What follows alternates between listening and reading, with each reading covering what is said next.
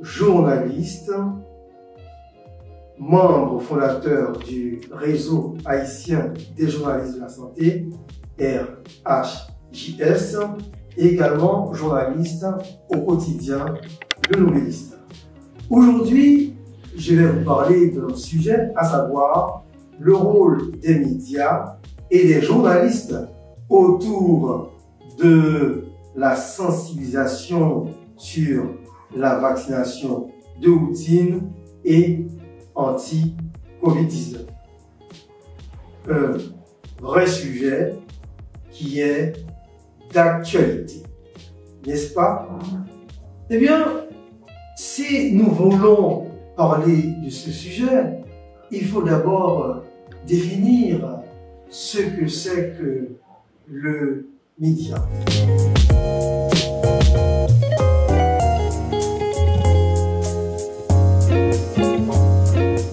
Le média, comme vous le savez, c'est tout support de diffusion de données, d'informations à destination d'un public.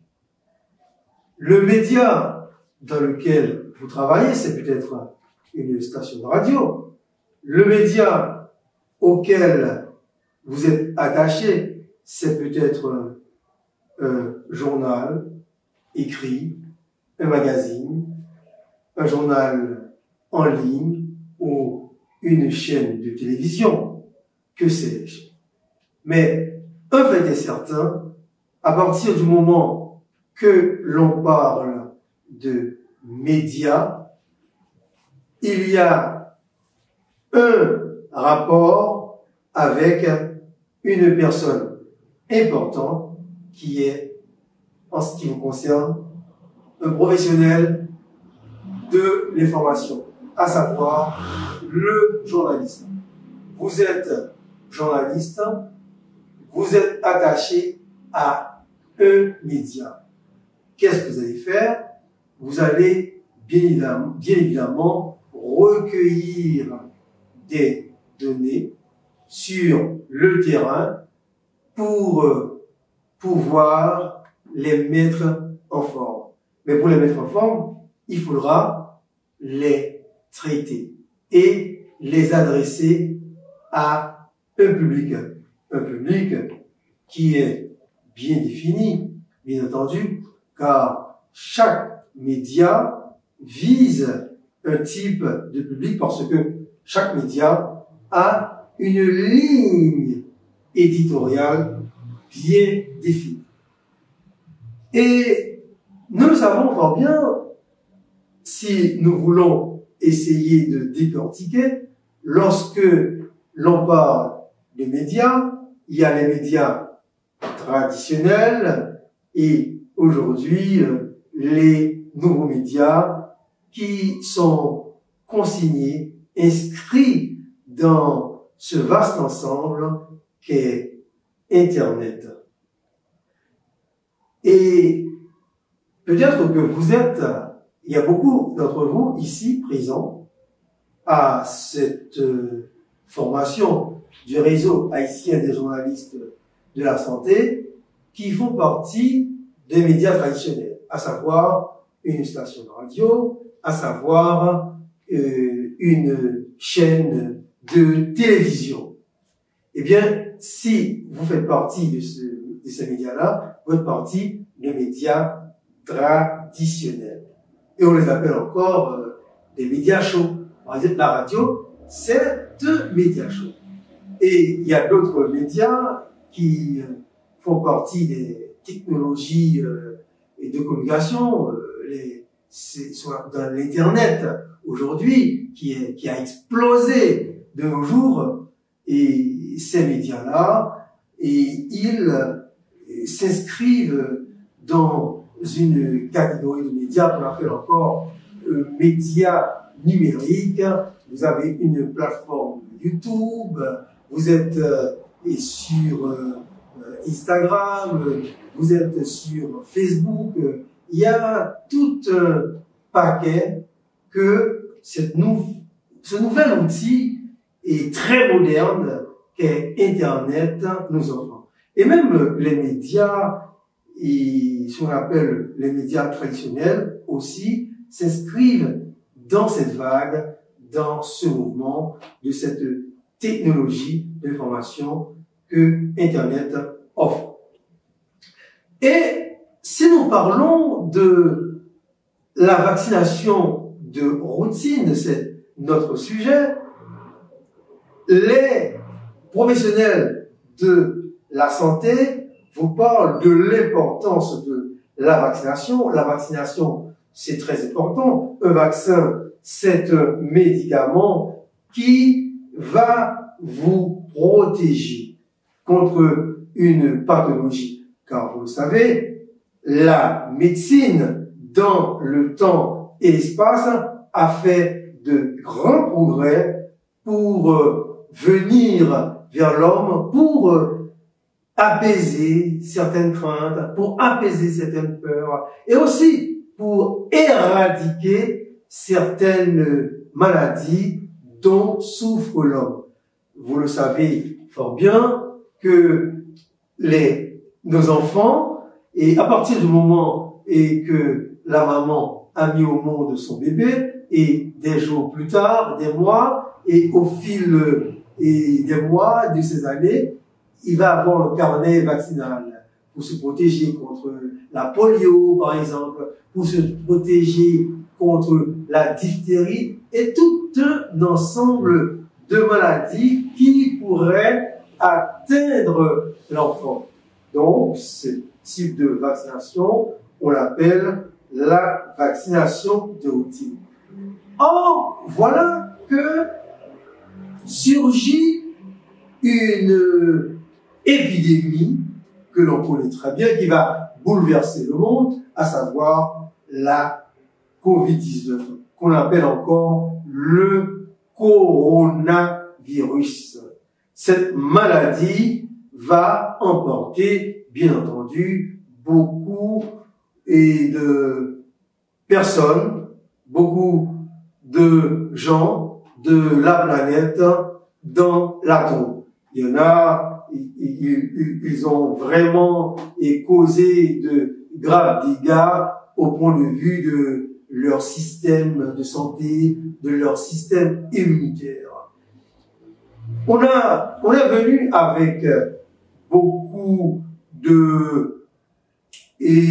d'autres médicaments pour essayer de pallier à ce méchant coronavirus, mais les gouvernements, les États de nombreux pays, surtout les pays riches, sont venus à mettre un paquet d'argent dans les laboratoires pour permettre aux chercheurs de venir à bout de la Covid-19 à travers un vaccin. Peut-être il y a parmi vous il y a peut-être parmi vous journalistes qui ont pu se faire administrer le vaccin anti-Covid-19. Et là, vous avez peut-être pris votre première dose, il y en a qui ont pris une deuxième dose, par exemple. Moi, et je vous le dis, je vous l'avoue, moi j'ai pris d'abord ma première dose et dans le délai imparti par le ministère de la Santé publique et de la population, j'ai pu avoir la deuxième dose parce que le vaccin, d'après les professionnels de la santé, le vaccin protège non seulement pour votre santé, pour vous-même, et ça vous protège aussi, ça protège aussi et votre entourage, ça protège la communauté, ça protège le monde, toute personne qui, d'une certaine manière. Alors, si on parle de ça, on parle de médias, vous le savez fort bien, il n'existe pas de journaliste sans médias. Si vous êtes journaliste, vous avez récolté de l'information, vous avez mis ces informations en forme après les avoir traitées, et vous n'avez pas de médias pour diffuser ces informations, c'est comme si ces informations n'étaient pas écrites, pour reprendre l'expression du professeur Robert Larens. Un texte qui n'est pas lu n'est pas écrit. Un texte qui n'est pas diffusé, c'est un texte qui n'existe pas. D'où la relation intime, la relation étroite entre médias et journalistes. De même qu'il n'existe pas de journaliste sans média, il n'existe pas de média sans journaliste, parce que le média, c'est un outil de communication. Je reprends, le média, c'est un outil de communication. Il est là pour transporter cette information. Et là, j'aime prendre cet exemple. Quand on voit média, médium, on voit un milieu.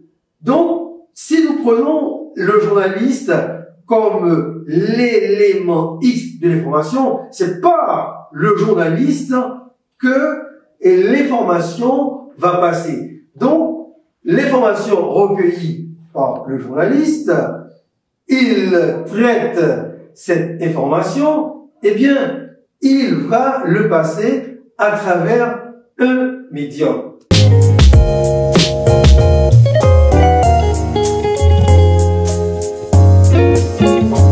Le journaliste est un professionnel de l'information.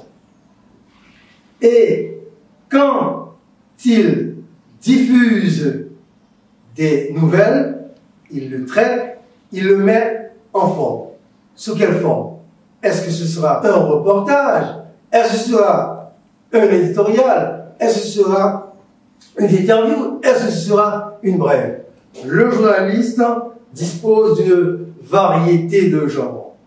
Il dispose de 27 façons de diffuser de l'information pour ne pas lasser le public. Il doit se former outre dans les séminaires, mais aussi dans les livres. Par exemple, ça c'est un livre qu'un journaliste peut utiliser pour puiser des théories journalistiques. Manuel de journalisme, écrit pour le journal. Moi aussi, je mets aussi ma pincée, n'est-ce pas, de création dans l'univers du journalisme. J'ai écrit Trace au quotidien, introduction aux écritures journalistiques. Chers journalistes, vous pouvez toujours trouver ces livres dans les librairies. Et également, vous pouvez toujours demander à l'Unifontane et aussi à Gladys Ibrahim qui dispose de ces livres. Vous pouvez les acheter. Alors, je parlais de genre journalistique. Voyez-vous, il y a ce qu'on appelle l'information stricte, que sont les récits, les études, les opinions extérieures, les commentaires. Voyez-vous, il y a toute une panoplie. Il y a la brève, le filet, l'écho, la synthèse, la revue de presse. Ce sont des genres d'informations strictes. Par exemple, la brève, qui est ce qu'on appelle la molécule de l'information, c'est l'information la plus courte. Vous posez la question qui, quoi, où, quand, pourquoi, comment. Ce sont des questions que vous posez pour que l'article arrive à avoir ce qu'on appelle le statut de l'information. Et n'oublions pas, il faut toujours utiliser ce qu'on appelle la pyramide inversée, à savoir l'information la plus importante avant et l'information secondaire après, car les choses secondaires sont secondaires. N'oublions pas, il y a ce qu'on appelle l'information stricte. Dès qu'on est dans l'information stricte, il ne faut pas mettre ses commentaires. Il ne faut pas mettre ses opinions. Je dis que le journaliste utilise toute une panoplie de manières pour ne pas lasser le public. Par exemple, vous pouvez ne pas utiliser le genre d'information stricte où où n'intervient pas le commentaire, mais aussi vous pouvez utiliser le genre récit où le journaliste raconte, et aussi la subjectivité crédibilité est un atout pour présenter l'événement. Vous pouvez utiliser le compte-rendu, le reportage, le portrait et la nécrologie. Ce sont autant d'atouts à mettre en exergue pour diffuser des informations sur la vaccination de routine ou encore la vaccination anti-Covid-19. Vous allez sur le terrain, vous allez faire un reportage. Vous allez rendre cet événement vivant. Et là, ça va toucher le public. Rien ne vaut un reportage, parce que le reportage du journaliste, c'est la vie. Pour ne pas lasser le public, le journaliste peut laisser son avis de reporter, le journaliste peut laisser son avis de professionnel qui traite des informations strictes pour prendre la tenue, le costume du chercheur dans des études et des enquêtes. Il peut utiliser le dossier, l'analyse. Ce sont des manières de traiter l'information. Donc là, le journaliste est un chercheur, il est un historien de l'instant. Pour reprendre la belle formule d'Albert Camus, l'historien de l'instant, il se plonge méticuleusement dans ses études, il est à la recherche, il fouine, c'est un enquêteur. Enquête, analyse, dossier, ce sont autant de manières de traiter la question du coronavirus. Vous pouvez mener des enquêtes, le coronavirus en Haïti, la vaccination. Pourquoi les gens n'aiment pas se faire vacciner après pourquoi lorsque l'épidémie du coronavirus est venue en Haïti, les gens ont refusé d'aller se faire vacciner. Enquête, dossier. Donc voyez-vous, ce sont des manières de déformer le public. Donc voyez-vous, faisons du journaliste un journaliste pas comme les autres, un journaliste qui apporte un atout majeur à l'information. Et puis le journaliste peut interviewer, il y a ce qu'on appelle les opinions extérieures, les interviews, les micro-trottoirs, les tables rondes. Alors, pour parler d'interviews, je voudrais vous parler un petit moment sur ça. En ce qui a été interview, quand vous interviewez quelqu'un, c'est pas vous la vedette. La vedette, c'est la personne que vous interviewez, l'interviewé. Vous êtes un intervieweur. Donc, accordez la priorité à l'interviewé. Ça, c'est important. Et puis, d'opinion extérieure aussi, à travers un micro-trottoir. Mais maintenant, s'il y a une opinion extérieure, mais le journaliste peut aussi avoir son opinion à lui. À côté de l'opinion extérieure, c'est à travers l'éditorial. L'éditorial, c'est un point de vue du journaliste. Et le point de vue du journaliste, c'est la ligne éditoriale du média auquel il est attaché. Vous aussi, vous avez droit de regard sur la société. Vous avez vos commentaires aussi à donner sur un fait d'actualité. Mais, c'est important, il faut que l'on sache à partir de quel lieu vous parlez pour ne pas se mêler les réseaux. Si vous êtes dans l'information stricte, il ne faut pas ajouter vos commentaires, pas vos opinions. Mais si vous êtes dans le registre commentaire, dans l'éditorial, la chronique, vous avez droit à donner, à émettre vos opinions. Mais si vous êtes dans le registre de l'opinion extérieure, à savoir une interview, c'est pas vous la vedette. Vous allez utiliser l'arme de la maïeutique selon Socrate, à savoir l'art d'accoucher les esprits.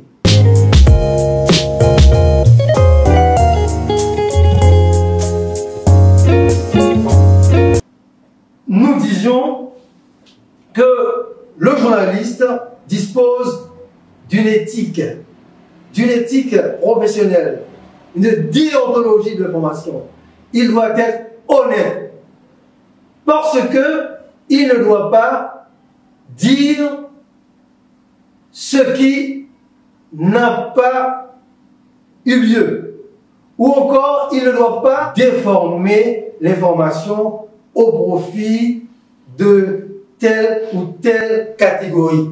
L'objectivité à 100% n'existe pas, donc nous demandons aux journalistes d'être honnêtes. Nous connaissons notre rôle en tant que journaliste qui est là pour traiter l'information, recueillir et diffuser, mais aujourd'hui, ce que je suis venu vous dire,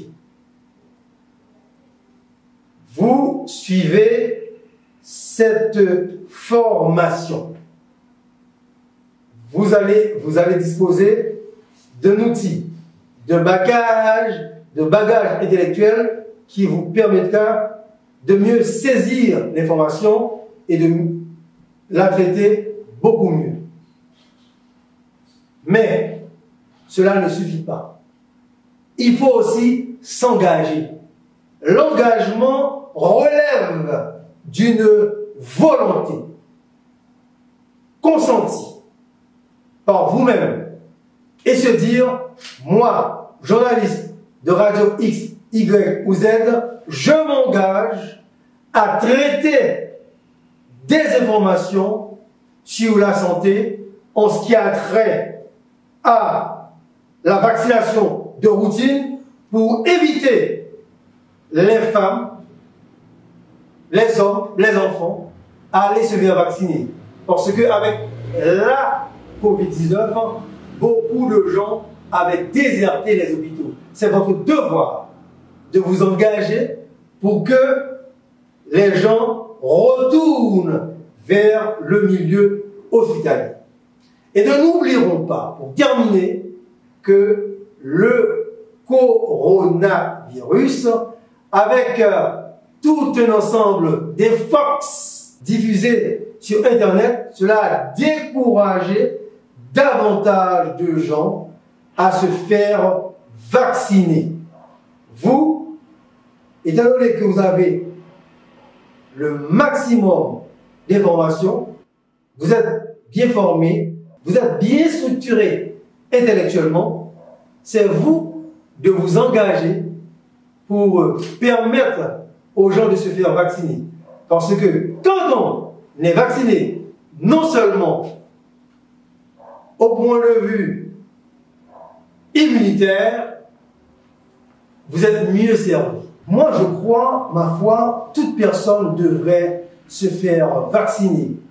En se faisant vacciner, on se protège soi-même en évitant d'être contaminé par le virus à l'origine de la Covid-19, mais également vous protégez votre entourage.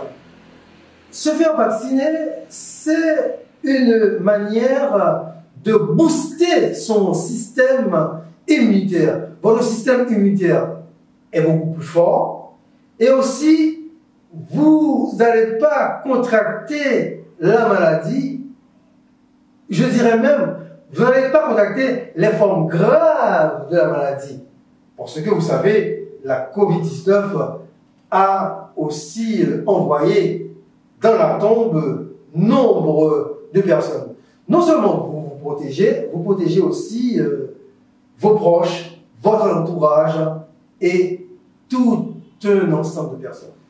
Rapidement, chers amis, si nous récapitulons, nous verrons ce qu'on appelle le média qui est un outil de communication, c'est un support, le journaliste l'utilise pour faire passer les nouvelles, ce qui est de neuf dans l'intérêt général, une information qui a du sens. Le média, aujourd'hui, nous savons qu'il a explosé. À part les médias traditionnels, radio, télévision, presse écrite, il y a les nouveaux médias, et les médias sur Internet, YouTube, Facebook et autres, qui sont massivement exploités par tout le monde.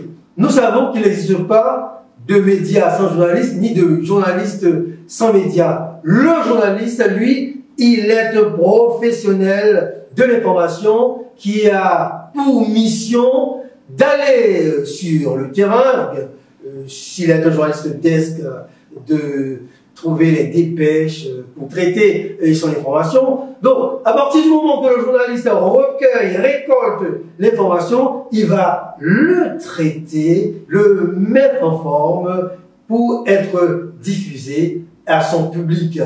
Mais si vous qui êtes médiateur entre, par exemple, l'autorité sanitaire, les scientifiques, les professionnels de la santé qui ont un langage soutenu, qui, bien sûr, en tant que professionnels et sanitaires, et qui ont un langage parfois exotérique, et vous allez devoir traiter cette donnée-là pour suivre un cheminement intellectuel qui doit arriver vers le public. Eh bien, c'est pas du gâteau, hein. C'est pas du gâteau. Le journaliste de la santé, c'est un pédagogue. La pédagogie, c'est un cheminement intellectuel qui permet au message de mieux passer, un message mieux structuré. Donc, le journaliste de la santé est un pédagogue puisqu'il relie le public aux scientifiques.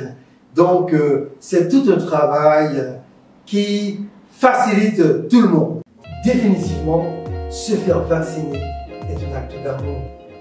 Chers amis, ça a été pour moi un honneur de prendre part à cette séance de formation. Cette séance de formation, je sais, va servir la population. Et je profite de cette occasion pour remercier le réseau haïtien des journalistes de la santé, le RAJS, de m'avoir permis de prendre part à cette séance de formation au loin, parce que je suis ici et maintenant pour saluer l'homme qui est derrière ce trou de serrure, à savoir Herlé. Herlé, ce professionnel de la caméra génial qui me permet de parler, d'être avec vous aujourd'hui. Et c'est ce même Herlé qui a fait un montage. Encore une fois, merci chers amis et bonne formation.